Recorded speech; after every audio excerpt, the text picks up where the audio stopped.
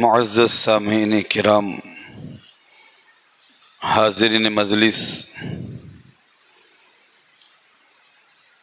حفاظ کرام، السلام علیکم ورحمۃ اللہ وبرکاتہ۔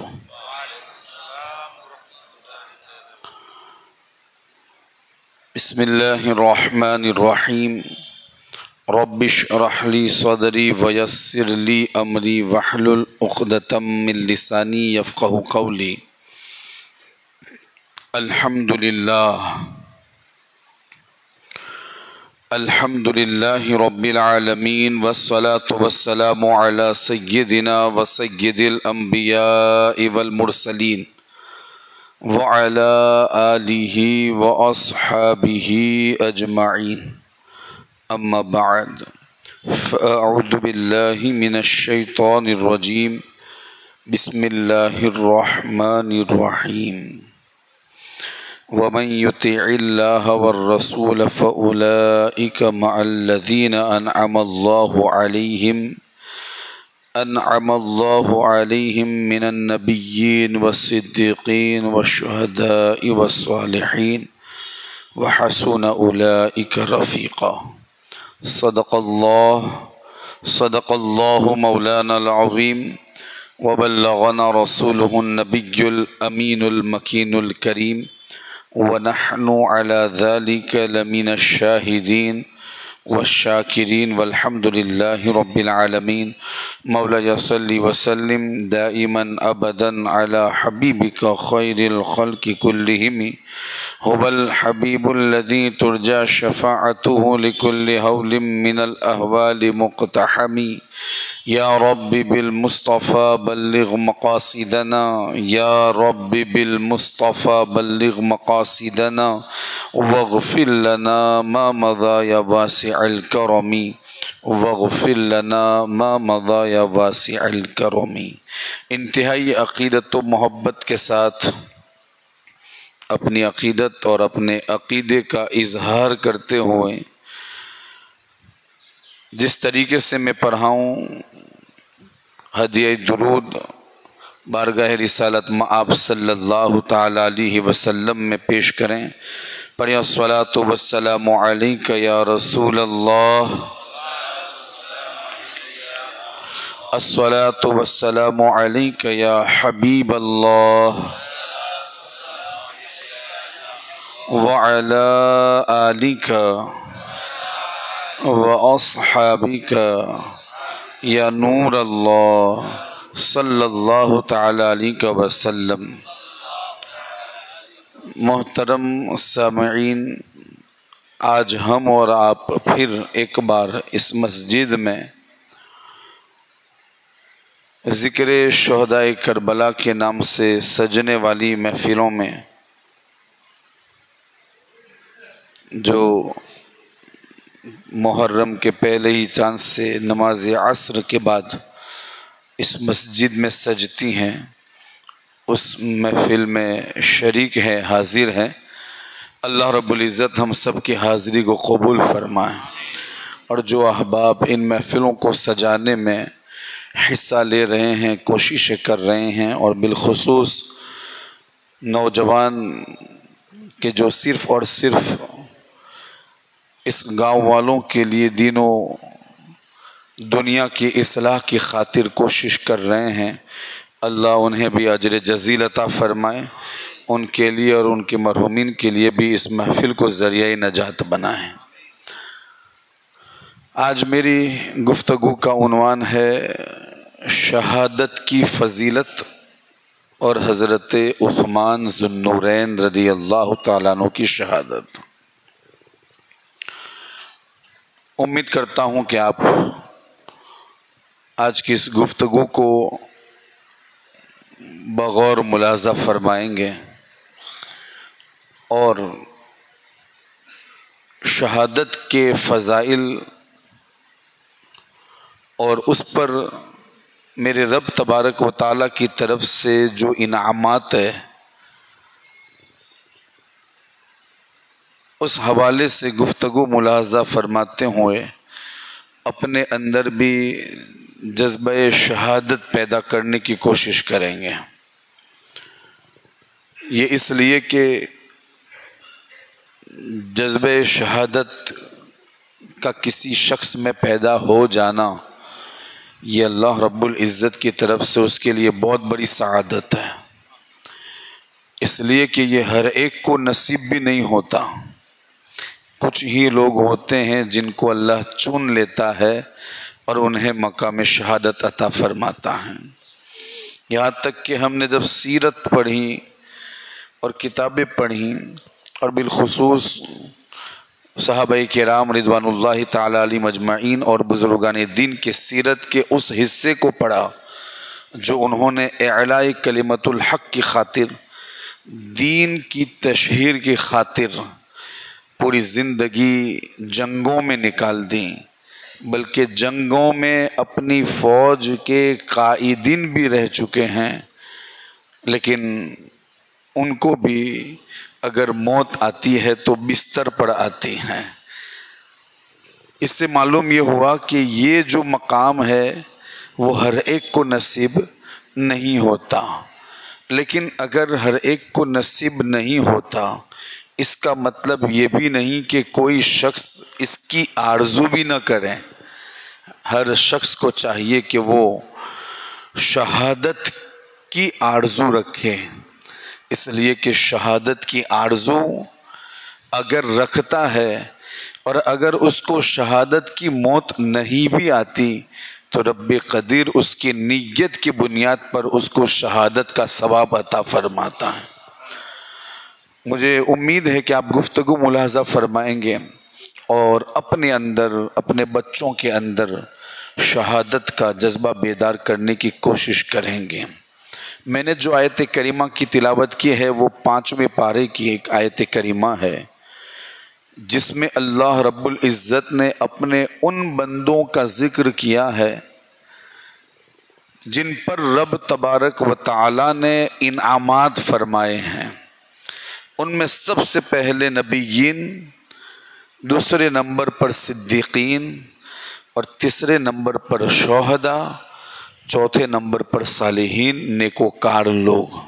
یہ وہ لوگ ہیں کہ جن پر اللہ رب العزت نے انعامات کی بارش برسائی ہے، کہ جن کی صحبت دنیا میں نصیب ہو جانا یہ بھی ہمارے لیے بہت بڑی سعادت ہے، اور کل میدان قیامت میں ان کی صحبت اگر نصیب ہو گئی تو پھر بھی ہماری سعادت اور نجات کا ذریعہ ہے۔ شہداء اسلام کہ آپ دیکھیں کئی جنگیں ہوئیں اور جنگ ہونے کے ساتھ ساتھ لوگوں نے شہادت بھی پائی، مقام شہادت حاصل کیا اور وہ اللہ رب العزت کے محبوب ہو گئے۔ وجہ اس کی یہ ہے کہ جو شہید ہوتا ہے اللہ رب العزت اسے بڑے انعامات عطا فرماتا ہے۔ انعامات کا سلسلہ، توجہ ہے نا آپ کے، انعامات کا سلسلہ تو اسی وقت سے شروع ہو جاتا ہے جس وقت سے وہ اپنے گھر سے روانہ ہوتا ہے، اسی وقت اس پر رحمتوں کا نزول شروع ہو جاتا ہے، یا پھر اس وقت اللہ کی نعمتوں کا آغاز ہوتا ہے جس وقت کہ وہ دشمنوں سے برسر پیکار ہوتا ہے۔ اور پھر یہاں پر میں ایک ذہن آپ کا صاف کرتا چلوں، کوئی یہ نہ سمجھیں کہ اسلام میں جو جنگیں ہوئیں وہ مسلمانوں نے اپنی طرف سے جہاں چاہے وہاں شروع کر دی جنگیں اور لوگوں کو قتل کرنا شروع کی دیا۔ یہ لوگوں اور بالخصوص دشمنوں کی طرف سے ہمارے لیے شبیہ خراب کرنے کی کوشش کی گئی ہے۔ مسلمان تو جنگجو، مسلمان تو لڑنے والے، مسلمان تو قتل کرنے والے، بے قصوروں کو مارنے والے۔ اسلام بے قصوروں کو مارنے کی اجازت نہیں دیتا، بلکہ اسلام کی اگر اس حوالے سے گفتگو ہو تو میری گفتگو لمبی ہو جائے گی۔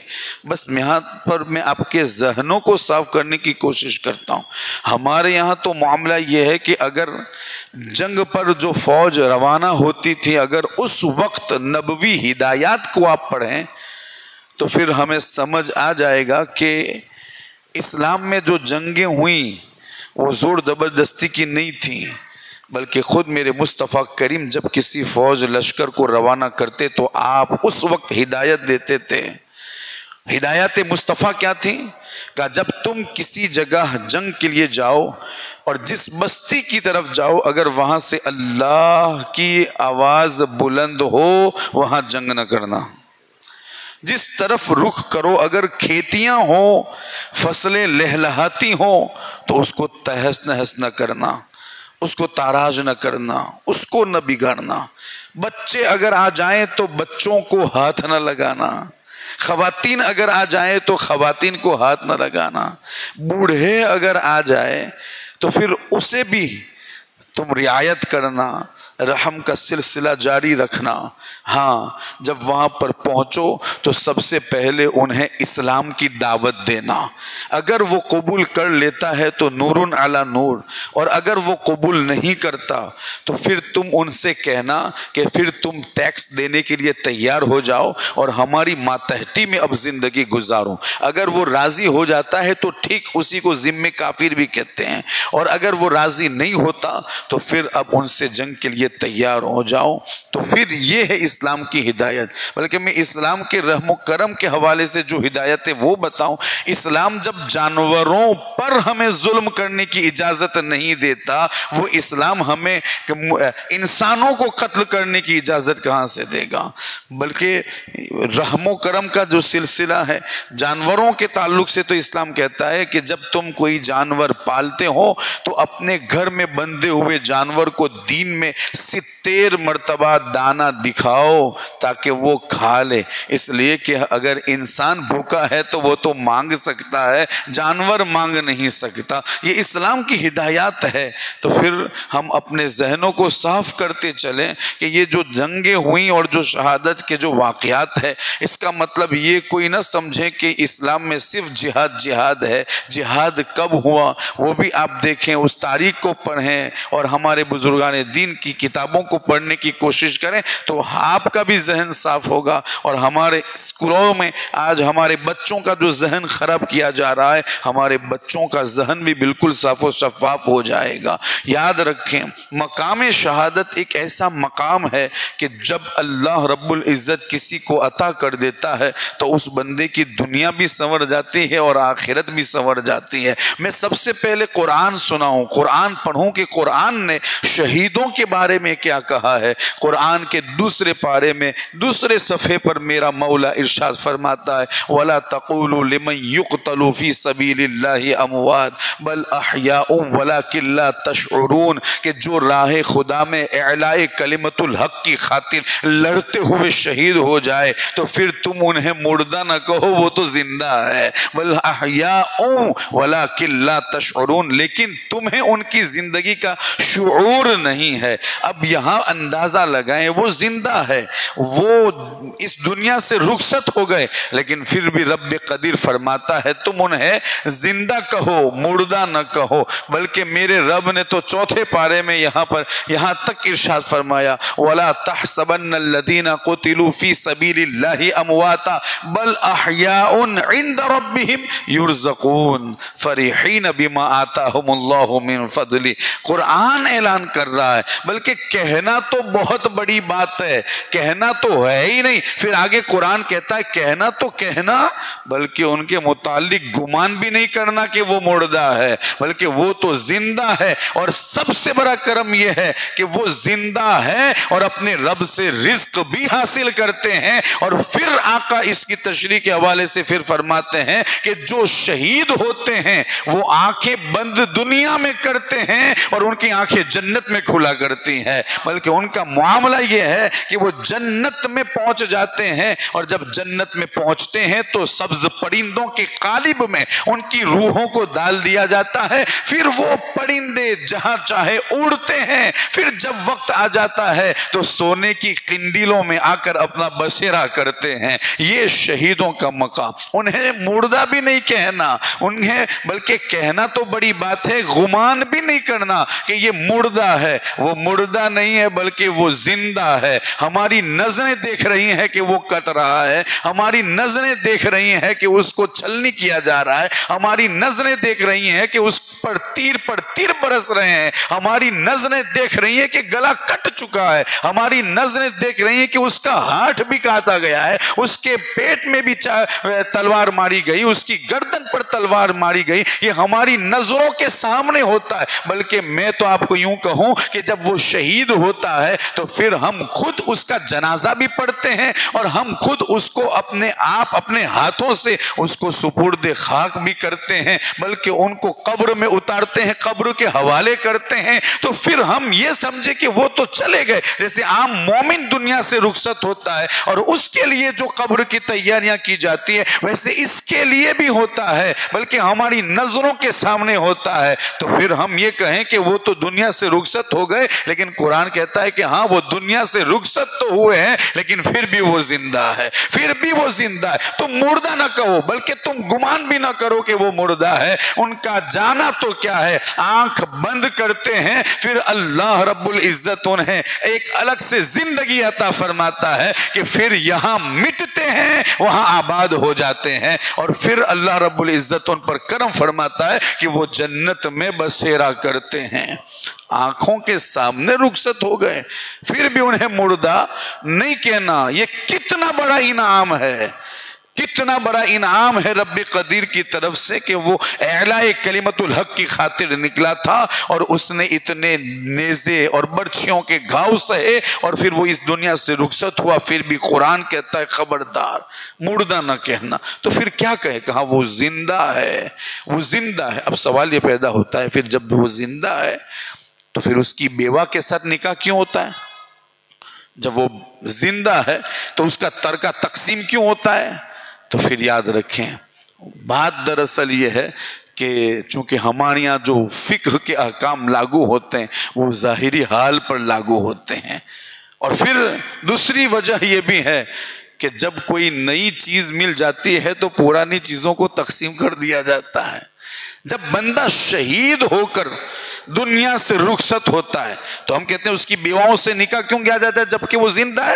کہا کہ چونکہ اللہ رب العزت جب شہید ہوتا ہے تو پھر وہ جنت کی 72 حوروں سے اس کا نکاح کراتا ہے، اور جب وہ اس سے اس کا نکاح کراتا ہے تو پھر جو دنیا میں اس کی بیوی تھی اب اس کو یہ شرف ہے کہ وہ کسی اور سے نکاح کر سکتی ہیں، اور پھر دنیاوی چیزیں اگر اس کے پاس موجود تھیں، ہاں وہ زندہ تو ہے لیکن چونکہ وہ دنیا سے جا چکا ہے تو پھر جو دنیا سے جاتا ہے تو اب اس کا جو ترکہ ہوتا ہے، جائیداد ہوتی ہے، مال ہوتے ہیں، یہ سب تقسیم کیے جاتے ہیں تاکہ چونکہ جو دنیا میں اس کو حاصل تھا اب اس سے بھی بہتر جنت میں اس کو مل چکا ہے، تو پھر دنیا کا جو کچھ ہے وہ تقسیم کر دیا جائے۔ لیکن ہے وہ زندہ ہے، انہیں زندہ ہی کہنا ہے، انہیں مردہ نہیں کہنا، بلکہ مردہ گمان تک نہیں کرنا۔ اور پھر انعامات تو دیکھیں رب قدیر کی طرف سے کہ جب بندہ مومن شہادت سے سرفراز ہوتا ہے تو پھر اللہ رب العزت اس کو اسی وقت 6 نعمتیں عطا فرماتا ہے۔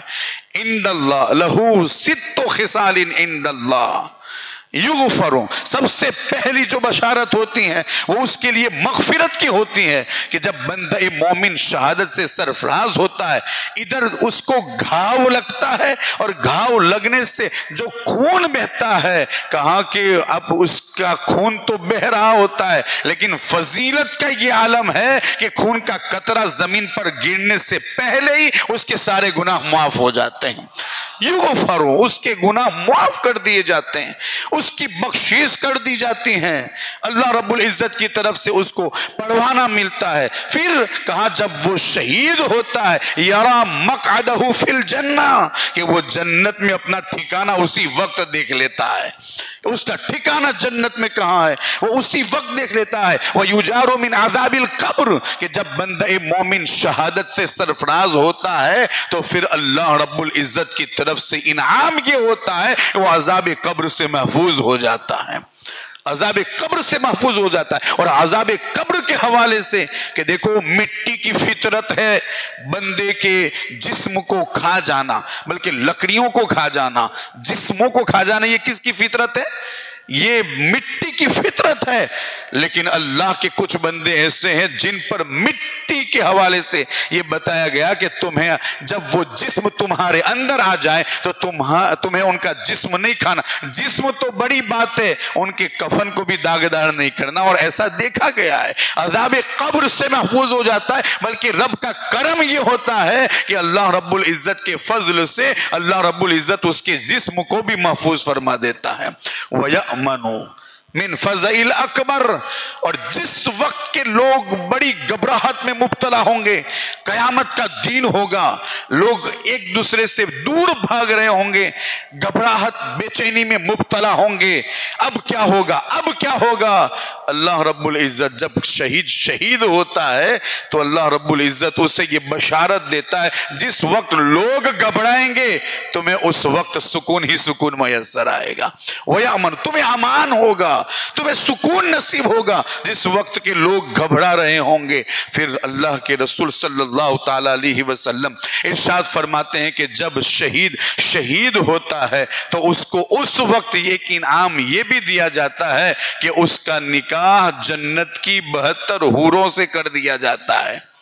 اور پھر میرے آقا علیہ الصلوۃ والسلام ارشاد فرماتے ہیں کہ اس کے سر پر یوضع علی رأسہ تاج الوقار، کہ اس کے سر پر وقار کا تاج رکھا جاتا ہے جس میں یاقوت ہوتے ہیں، دوسرے موتی اس میں ہوتے ہیں. اور یاقوت کے حوالے سے میرے آقا فرماتے ہیں الیاقوت خیر منها من الدنیا وما فیہا. کہا کہ ایک یاقوت اس کے اندر جو لگا ہوتا ہے وہ کتنا خوبصورت ہوتا ہے. کہا وہ دنیا اور جو کچھ دنیا ہے وہ جو کچھ دنیا میں ہے ان سب سے بہتر ہوتا ہے.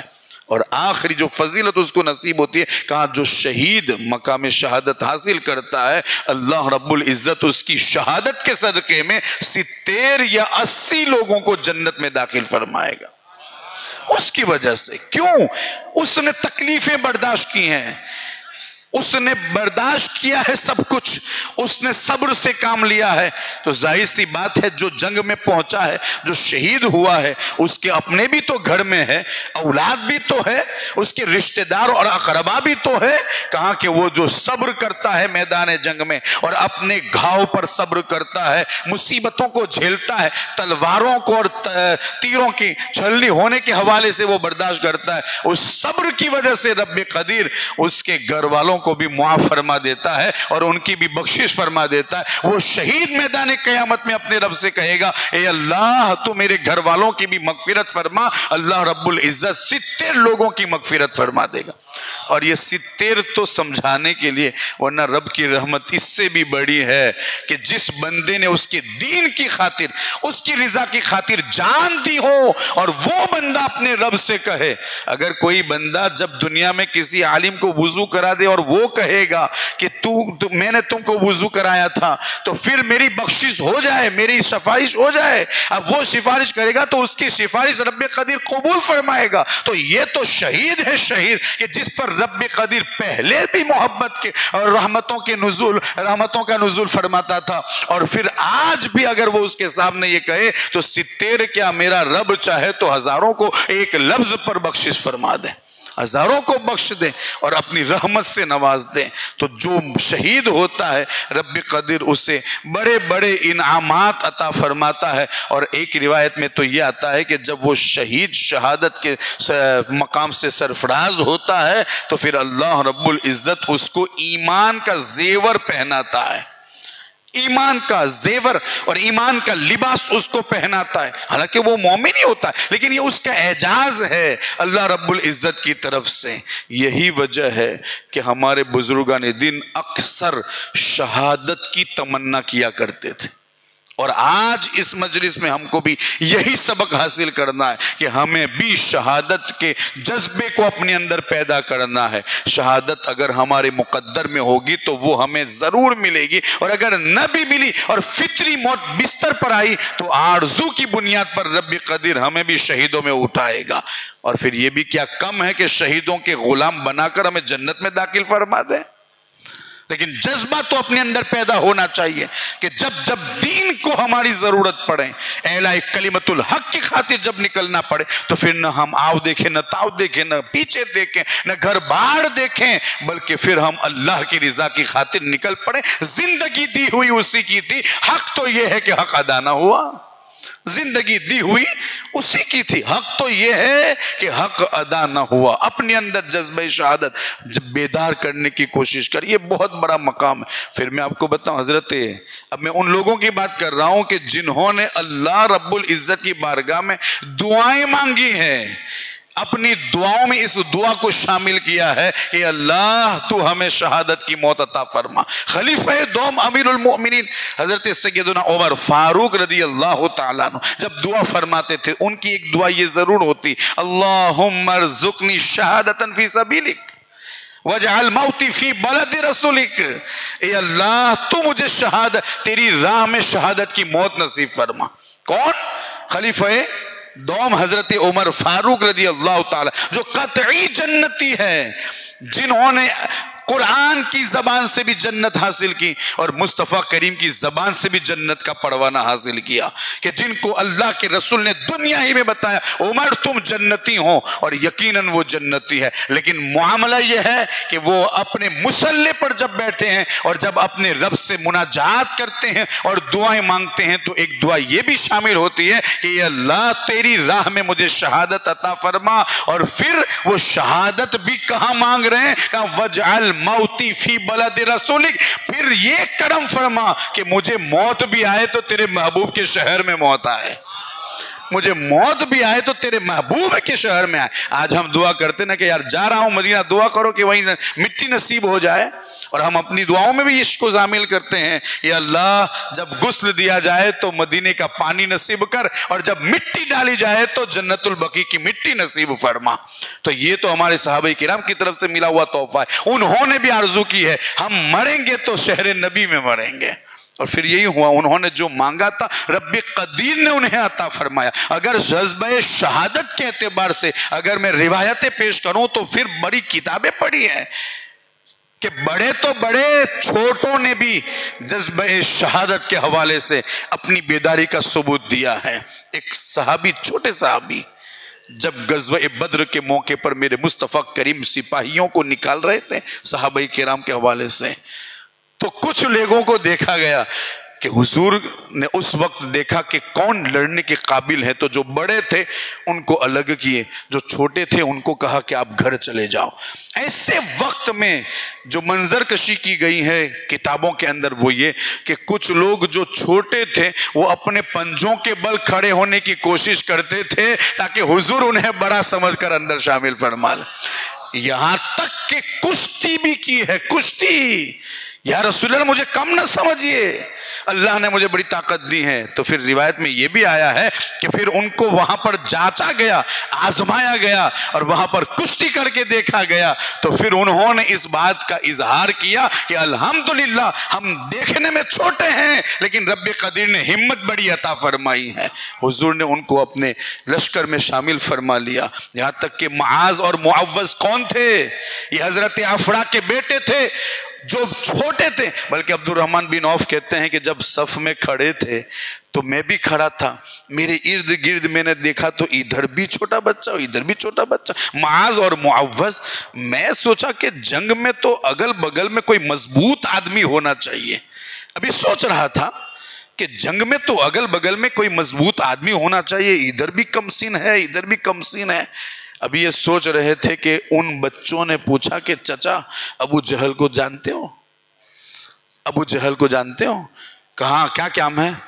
کہا کہ ایک بار ذرا دکھا دینا، میں نے سنا ہے کہ حضور کی بڑی گستاخی کرتا ہے، پھر دیکھیں۔ کہا یہ تو بہت ہمت والے لڑکے ہیں۔ تو کہتے ہیں کہ جب بات چل رہی تھی دوران گفتگو ان کی نظر ابو جہل پر پڑی، تو کہا کہ دیکھو وہ ابو جہل ہے، روایتوں میں آتا ہے ایسے چمٹے اس کے ساتھ کہ جب تک اس کو دھیڑ نہ کیا وہاں سے واپس نہ آئے۔ بلکہ حضور کی بارگاہ میں پہنچ کر کہا حضور میں نے ابو جہل کو قتل کیا ہے. وہ کہتے میں نے ابو جہل کو قتل کیا ہے. آقا فرماتے تم دونوں نے ابو جہل کو قتل کیا ہے. اسلام کے سب سے بڑے دشمن کو قتل کیا. وہ کون تھے؟ وہ جذبہ شہادت رکھنے والے تھے. بلکہ غزوہ بدر کے موقع پر میرے مصطفیٰ کریم جب سپاہیوں کو لے کر جا رہے تھے، ایک گھر میں لڑائی چل رہی تھی. تو لڑائی ہماری طرح جائیداد والی نہیں کہ جائیداد تقسیم کرنے کے لیے لڑائی ہو، وہاں لڑائی کیا تھی؟ حضور علیہ الصلوۃ والسلام جب وہاں سے گزر رہے تھے تو آواز آئی تو دیکھا گیا کہ دو لڑ رہے ہیں، ان میں سے ایک بیٹا ہے اور ایک باپ ہے. لڑائی کس بات پر ہے؟ لڑائی اس بات پر ہے کہ بیٹا کہتا ہے میں جاؤں گا لڑنے، اور باپ کہتا ہے نا تو گھر پہ رہ، تیرا کام رہے گا، میں جا رہا ہوں جنگ میں تاکہ میں شہید ہو جاؤں. یہ لڑائی چل رہی تھی. حضور بھی سن رہے ہیں، حضور بھی اس سے سن رہے ہیں کہ باپ کہہ رہا ہے بیٹے سے تو نہیں، تو گھر پہ رہ، تیرا کام گھر پر ہے، میں جاؤں گا جنگ میں. بیٹا کہہ رہا ہے کہ بات اگر کوئی اور ہوتی، جنت کی نہ ہوتی تو جانے دیتا، لیکن معاملہ یہاں جنت کا ہے اس لیے میں ضرور جاؤں گا. جب یہ لڑائی ہوئی تو پھر دیکھا گیا، روایت میں آتا ہے حضرت بیٹے کا نام سعد اور باپ کا نام خسیمہ یا خسیمہ، یہ دونوں کے نام ہیں. لڑ رہے تھے کس لیے؟ غزوے پر جانے کے لیے. یار یہاں پر اگر ہمیں کلیکٹر آفس جانا ہو تو کوئی نکلنے کے لیے تیار نہیں ہوتا، وہاں جانے کے لیے کوئی تیار نہیں ہوتا. وہاں معاملہ یہ ہے کہ باپ بیٹے لڑ رہے ہیں. جب لڑائی بہت زیادہ بڑی تو باپ نے کہا کہ ایک کام کریں، قرہ اندازی کر لیتے ہیں. قرہ اندازی کا مطلب چٹھی اچھال لیں. آپ کیا کرتے ہیں؟ چٹھی اچھال لیتے ہیں. تو چٹھی اچھالی گئی، قرہ اندازی کی گئی، تو کہتے ہیں کہ اس میں بیٹے کا نام آیا. بیٹا گیا حضور کے ساتھ شریک ہوا، غزوے میں شریک ہوا، جنگ بدر میں شریک ہوا، اور لڑتے لڑتے شہید ہو گیا. لڑتے لڑتے شہید ہو گیا. یہ کون لوگ ہیں جن کے اندر جذبہ شہادت تھا؟ ایک کہتا تھا نا تو گھر پر رہ، دوسرا کہتا نا تم گھر پر رہو، اس لیے کہ میرے اندر جذبہ شہادت ہے. میں چاہتا ہوں کہ حضور کے نام پر اللہ کی رضا کی خاطر، دین اسلام کی خاطر کفاروں میں مل جاؤں اور پھر ان سے لڑوں یہاں تک کہ میں شہید کر دیا جاؤں. غزوہ احد کے موقع پر ایک شخص حضور کی بارگاہ میں، ہاتھ میں کھجور تھی، کھجور کھا رہے تھے. کہا کہ ارائیتا، یا رسول اللہ بتائیے کہ ان اقتل فأین انا، کہ اگر میں شہید کر دیا جاؤں یا پھر میں قتل کر دیا جاؤں تو کہاں جاؤں گا؟ یعنی میرا مقام کہاں ہوگا، میرا ٹھکانہ کہاں ہوگا؟ حضور فرماتے ہیں قال فی الجنہ، حضور نے فرمایا کہ تمہارا مقام پھر جنت ہوگا. تمہارا مقام کہاں ہوگا؟ جنت ہوگا، تم جنت میں جاؤ گے. کہتے ہیں دیکھو روایت بیان کرنے والوں نے بھی روایت بیان کی، رما تمرات ما فی یدی، اسی وقت اپنے ہاتھ سے کھجوروں کو پھینکتا ہے، ایڑ لگاتا ہے، دشمنوں میں مل جاتا ہے، یہاں تک کہ قتل کرتا ہے، قتل کرتے کرتے وہ بھی شہید ہو جاتا ہے. یہ جذبہ شہادت، یہ جذبہ شہادت جو ہمارے بزرگوں کے اندر تھا. غزوہ احد سے پہلے حضرت سعد بن ابی وقاص اور عبداللہ بن جہش ایک جگہ اکٹھے ہوئے، دونوں الگ. حضرت سعد بن ابی وقاص نے دعا مانگی، کہا میں دعا مانگوں تو عبداللہ تم آمین کہنا.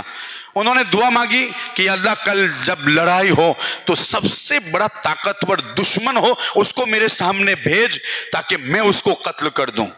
دونوں نے آمین کہی. عبداللہ بن جہش نے کہا یا اللہ کل لڑائی کا دن ہے، مجھے کفار سے ملنا ہے، ہم گھمسان کی لڑائی کرنے والے ہیں، میں جب لڑنے کے لیے جاؤں تو پھر کافروں کو ماروں، یہاں تک کہ پھر لڑتے لڑتے میں شہید ہو جاؤں، اور جب شہید ہو جاؤں تو پھر ایسے ہی نہیں کہ تلوار مار دی گئی روح نکل گئی، نہ، جب مجھ کو شہید کر دیا جائے تو میرا کان بھی کاٹ لیا جائے، میری ناک بھی کاٹ لی جائے، اور جب قیامت کے دن میں جب پہنچوں پھر تو مجھ سے پوچھے کہ عبداللہ ناک کہاں ہے، کان کہاں ہے، تو میں بتا سکوں کہ ہاں میں جنگ میں چھوڑ آیا ہوں، یا اللہ ایسی موت تو مجھے نصیب فرما.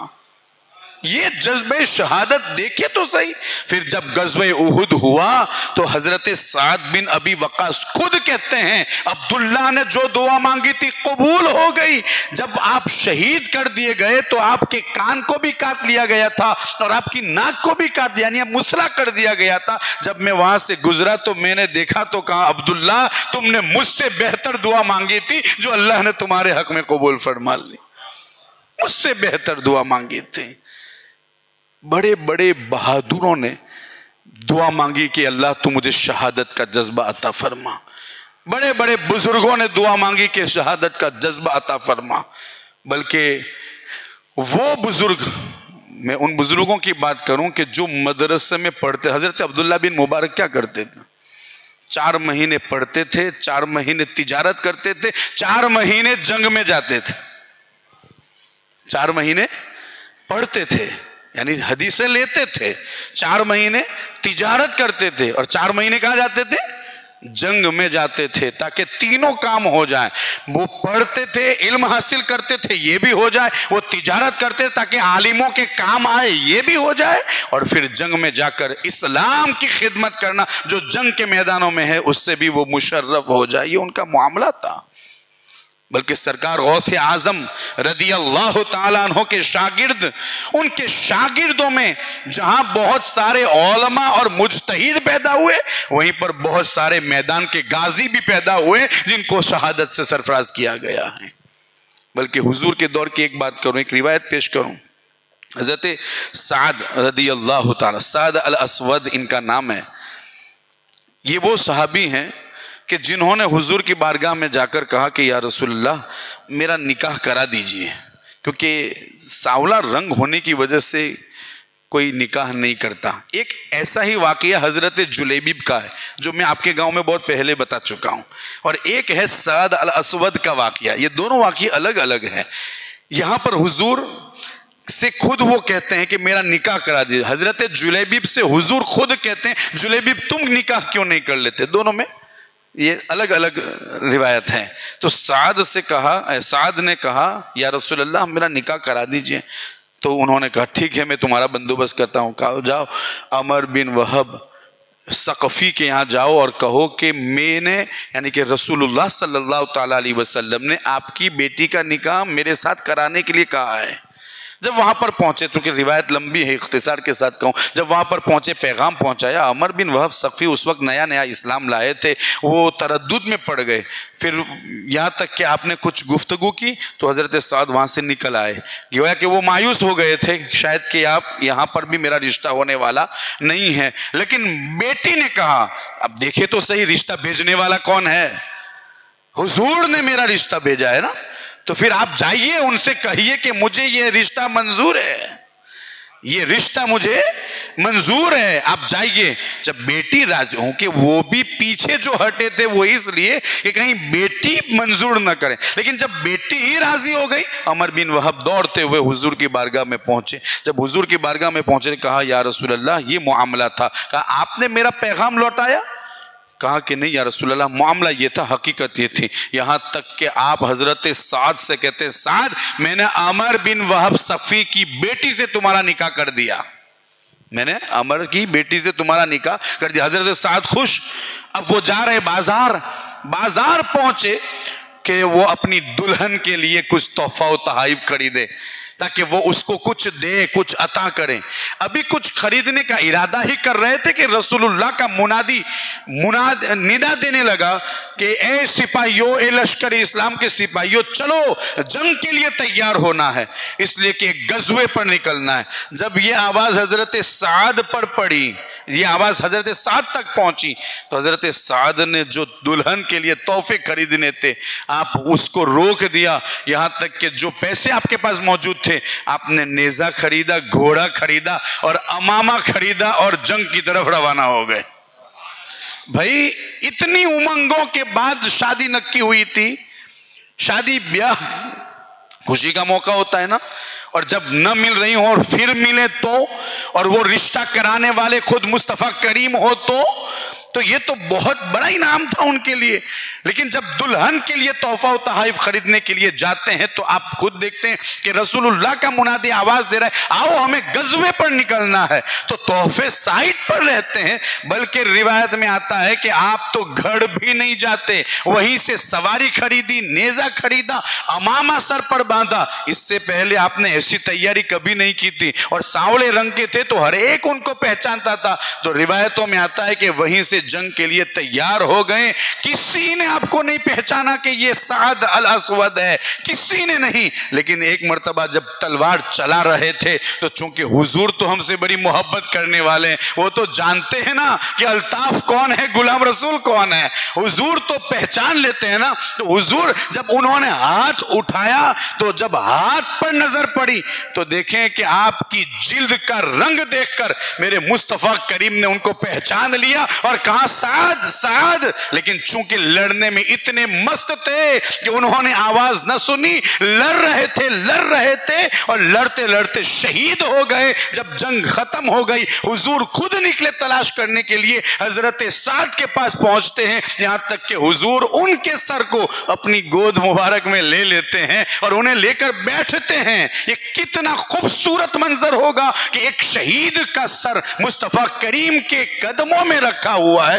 مصطفیٰ کریم کی گود میں رکھا ہوا ہے. اس لیے تو امام اہل سنت کہتے ہیں دل ہے وہ دل جو تیری یاد سے معمور رہا, سر ہے وہ سر جو تیرے قدموں پہ قربان گیا. دل تو سب کے پاس ہوتے ہیں, ہر ایک دل قبول نہیں ہوتا. دل وہی مقبول بارگاہ ہوتا ہے جس دل میں عشق الہی موجود ہو, جس دل میں رسول اللہ کی محبت ہو. اور سر تو سب کے پاس ہے لیکن ہر ایک کا سر بھی قابل قبول نہیں. وہی سر کا مقبول بارگاہ ہے جو سر مصطفیٰ کریم کے قدموں پہ قربان ہو گیا ہوں.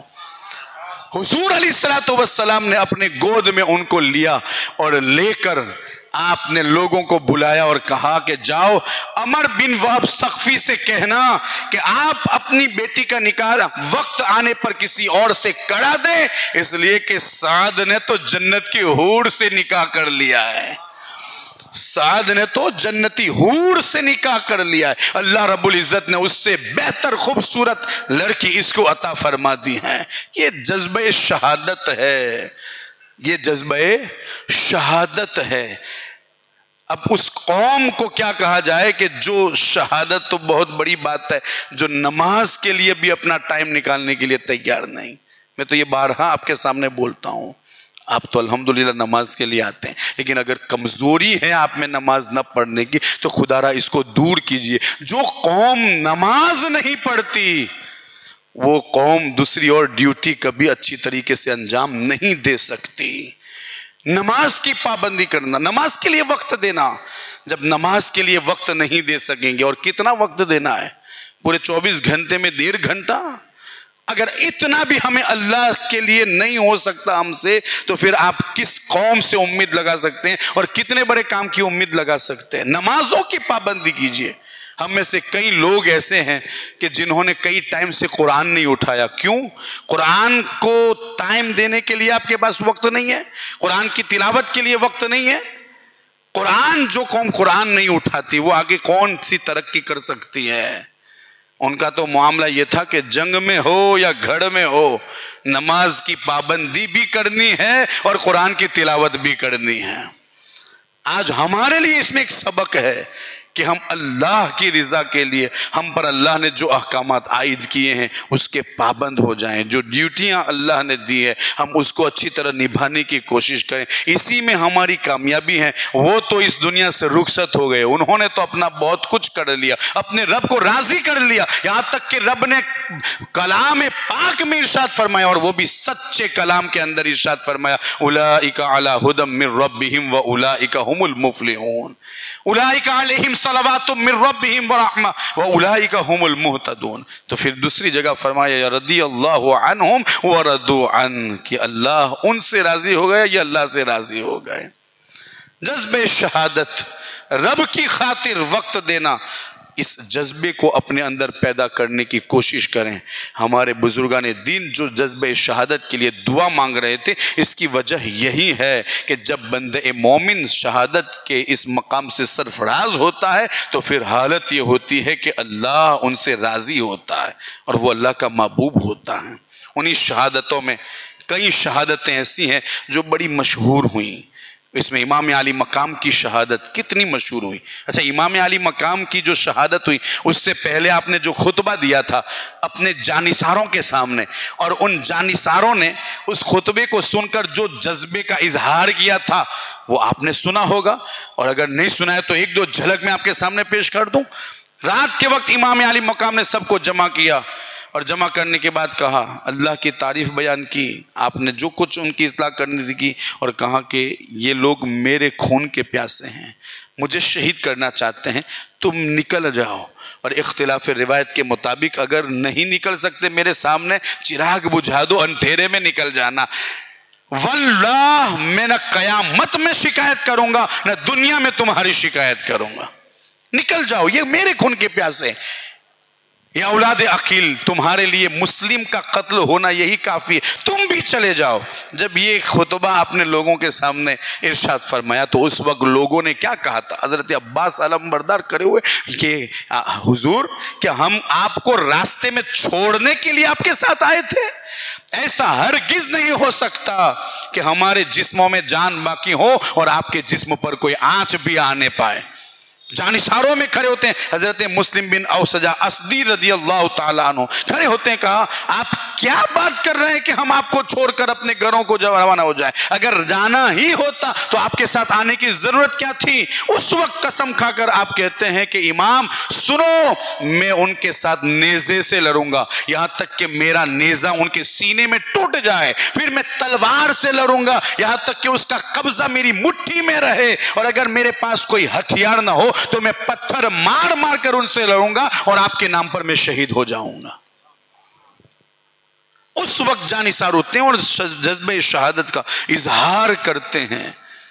تو امام کی شہادت بھی ان تمام شہداؤں کے اندر یہ بڑی شہادت ہے۔ حضرت سیدنا حمزہ رضی اللہ تعالیٰ ان کی شہادت بھی بڑی شہادت ہے۔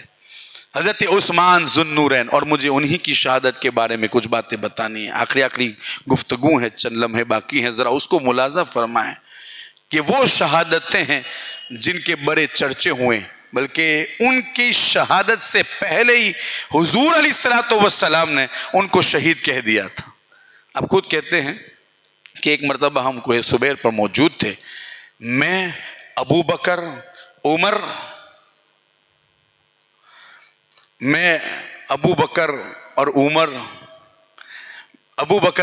اور رسول اللہ صلی اللہ تعالیٰ علیہ وسلم وہاں پر موجود تھے، یہاں تک کہ پہاڑ پر زلزلہ آیا، اس کے پتھر گرنے لگے، میرے مصطفیٰ کریم نے ٹھوکر لگائی اور اس سے کہا کہ اے پہاڑ ٹھہر جا، کیا تو نہیں جانتا کہ تجھ پر ایک نبی، صدیق اور 2 شہید کھڑے ہیں؟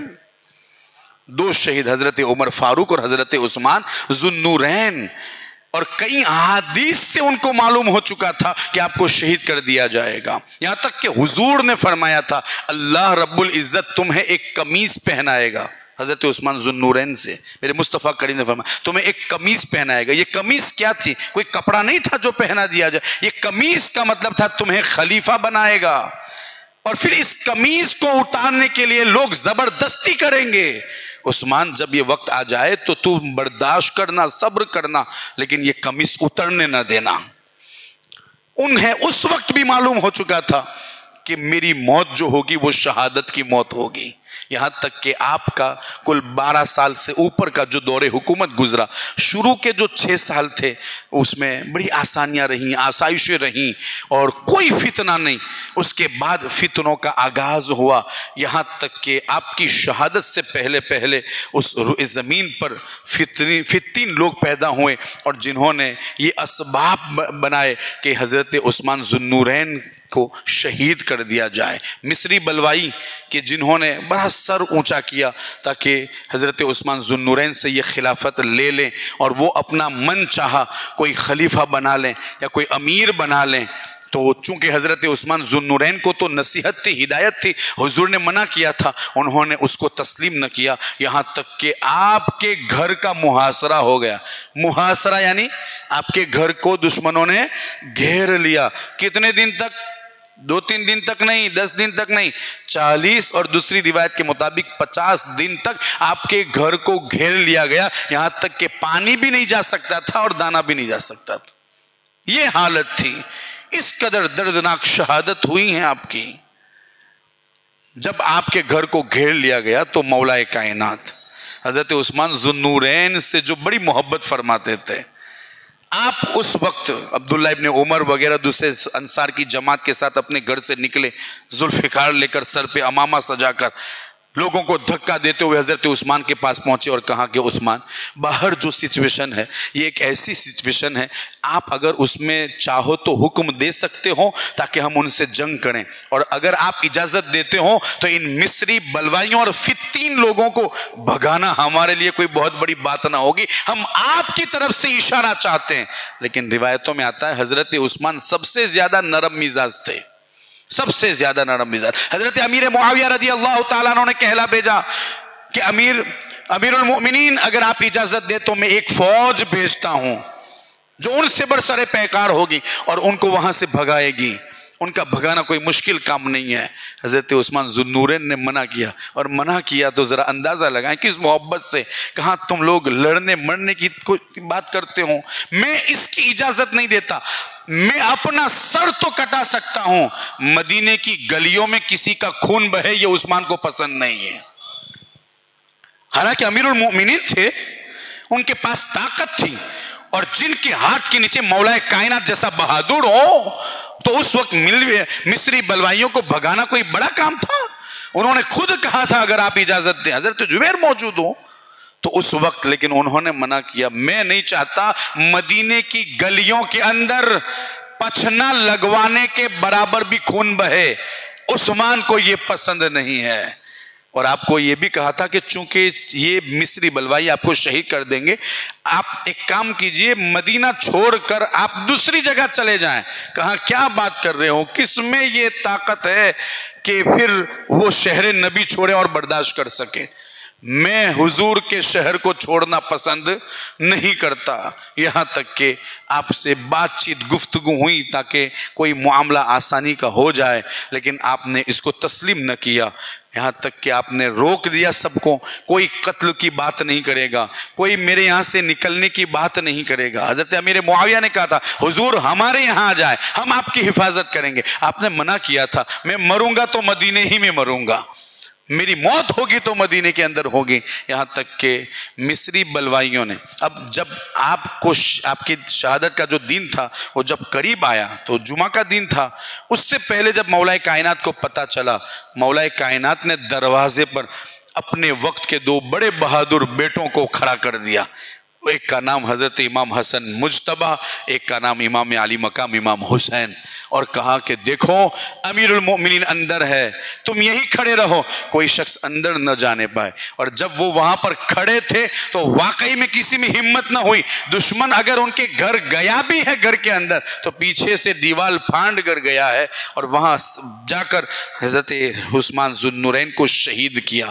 آگے کسی کو معلوم نہیں تھا کہ اندر امیر المؤمنین کو شہید کیا گیا ہے، اندر آپ کو شہید کیا گیا، یہاں تک کہ آپ کی اہلیہ محترمہ اب وہ خود بتاتی ہیں جب وہ وقت قریب آیا اور عثمان ذو النورین نے اتمام حجت کی خاطر جب لوگوں کے سامنے تقریر کی اور اسلام پر اور مسلمانوں پر جو انہوں نے احسانات کیے تھے، اتمام حجت کی خاطر، دکھانے کے لیے نہیں کہ میں نے یہ کام کیا نہ، بلکہ صرف اتمام حجت کی خاطر تاکہ لوگ خون خرابے سے محفوظ رہیں، اور آپ کو معلوم ہونا چاہیے جب کوئی نبی کو قتل کرتا ہے اللہ تعالیٰ ان کے بدلے 70,000 لوگوں کو قتل کراتا ہے، اور جب کوئی نبی کا خلیفہ قتل کیا جاتا ہے تو 35,000 لوگوں کو قتل کر دیا جاتا ہے۔ یہ سارا خون بہانا، یہ خون خرابہ اگر وہاں پر ہو تو پھر آپ یہ نہیں چاہتے تھے، آپ چھت پر جاتے اور تقریر کرتے۔ تمہیں معلوم نہیں مدینے میں کوئی کنواں نہیں تھا میٹھے پانی کا، اور اس وقت مصطفیٰ کریم جب ہجرت کر کے آئے صرف ایک کنواں تھا بیر روما، جو ایک یہودی کے ہاتھ میں تھا، جو پانی بیچتے ہوئے دیتا تھا، اور مسلمانوں کو اس پانی کی ضرورت تھی۔ اگر اس وقت کسی نے وہ کنواں خریدا ہے تو وہ عثمان ہے، 35,000 درہم میں خرید کر مسلمانوں کے لیے وقف کیا تھا، کیونکہ جب مصطفیٰ کریم نے دیکھا اور یہودی سے کہا، اس وقت اس سے کہا کہ اگر تو یہ میرے ہاتھ بیچ دیتا ہے، اور ایک روایت میں مومن کو بھی ہے کہ وہ مومن کے پاس تھا، پہلے یہودی کا تھا پھر مومن نے لیا تھا، حضور ان کے پاس پہنچے، اگر تم اس کو حوض کوثر کے بدلے میں بیچ دیتے ہو تو یہ مجھ کو دے دو اور تمہیں حوض کوثر دیا جائے گا، وہاں سے جام پلائے جائیں گے۔ اس وقت انہوں نے کہا یہی ذریعہ معاش ہے۔ جب یہی ذریعہ معاش ہے تو یہ بات حضرت عثمان ذو النورین تک پہنچی۔ انہوں نے جا کر 35,000 درہم میں وہ کنواں خریدا، بے کی، اور حضور کی بارگاہ میں پہنچے اور کہا یا رسول اللہ، جو بے آپ نے اس کے ساتھ کرنی چاہی تھی، اگر کوئی اور اس کی جگہ یہ کنواں آپ کو دے دے تو کیا اسے حوض کوثر کو دیا جائے گا؟ میرے مصطفیٰ کریم فرماتے ہیں جو بھی دے گا اس کے لیے حوض کوثر ہے۔ کہا عثمان یہ کنواں لوگوں کے لیے وقف کرتا ہے، لوگوں تمہیں معلوم نہیں؟ لوگوں میں سے کچھ لوگوں نے کہا ہاں ہم کو معلوم ہے۔ کہا جب مسجد نبوی تغنامنی کی شکایت کر رہی تھی اور بغل میں گھور کا باڑ تھا، ہم اپنی زبان میں اس کو ادارہ کہتے ہیں نا، کہا وہ تھا، تو پھر مسجد کی توسیع کی ضرورت تھی۔ ایسے وقت میں جب توسیع کرنی ہوئی تو اس وقت جس شخص نے خرید کر اس باڑ کو مسجد نبوی کے حوالے کیا تھا وہ کوئی اور نہیں، عثمان ہی۔ لیکن آج دیکھا یہ جا رہا ہے کہ بیر روما کا پانی بھی میرے لیے بند کیا گیا ہے، اور جس مسجد نبوی کی توسیع میرے پیسوں سے ہوئی تھی تو آج اس مسجد نبوی کے اندر اس کو 2 رکعت نماز بھی نہیں پڑھنے دی جاتی۔ اور پھر تمہیں معلوم نہیں کہ غزوہ تبوک پر جب مسلمانوں کو ضرورت تھی مال و دولت کی، ایسے وقت میں جو مال میں نے دیا تھا وہ سب آپ کی نظروں کے سامنے ہوگا اور آپ کو معلوم ہوگا۔ لوگوں نے سب نے ہاں کہا، لیکن چونکہ وہ تو آئے ہی تھے فتنے فساد پھیلانے کے لیے، آپ سمجھ جاتے ہیں کہ اب میری شہادت کا وقت قریب آ گیا۔ اپنی اہلیہ کے پاس جاتے ہیں اور جانے کے بعد ان سے کہتے ہیں کہ اب میری شہادت کا وقت قریب آ گیا، کیونکہ میں نے خواب میں بھی دیکھا کہ مصطفیٰ کریم ہے، ابو بکر ہے، حضرت عمر فاروق ہے، انہوں نے کہا کہ ان قریب تم ہمارے ساتھ آ کر افطار کرو گے۔ آپ روزے سے تھے، اسی وقت آپ ایک حلہ پہنتے ہیں اور اس کے بعد غسل کرتے ہیں، غسل کرنے کے بعد قرآن شریف کی تلاوت میں مصروف ہو جاتے ہیں اور قرآن کی تلاوت کرتے کرتے ہی اس دنیا سے رخصت ہو جاتے ہیں۔ دشمن آپ کو شہید کر دیتا ہے اور آپ کے خون کا قطرہ فَسَيَكْفِيكَهُمُ اللَّهُ قرآن کی آیت کریمہ پر گرتا ہے، جس کا مطلب یہ ہوتا ہے کہ عثمان، اللہ ان کو کافی ہے، اللہ ان کو کافی۔ ایسی دردناک شہادت حضرت عثمان ذو النورین کی ہوئی تھی، اس ہماری سیرت کی کتابوں میں آج بھی موجود ہے، اس کو پڑھنے کی کوشش کریں، ان کی سیرت پڑھیں۔ اللہ رب العزت ان کے فیوز و برکات سے ہمیں مالا مال فرمائے، اور جس طریقے سے انہوں نے دین کی خاطر، اعلاء کلمت الحق کی خاطر، اللہ کی رضا کی خاطر قربانی پیش کی، رب قدیر انہی سے ایک چھینٹا ہمیں بھی نصیب فرمائے کہ اللہ رب العزت ہمیں بھی جذب شہادت نصیب فرمائے اور شہادت کی موت نصیب فرمائے۔ استغفر اللہ ربی من کل ذنب و اتوب الیہ۔ السلام علیکم ورحمۃ اللہ۔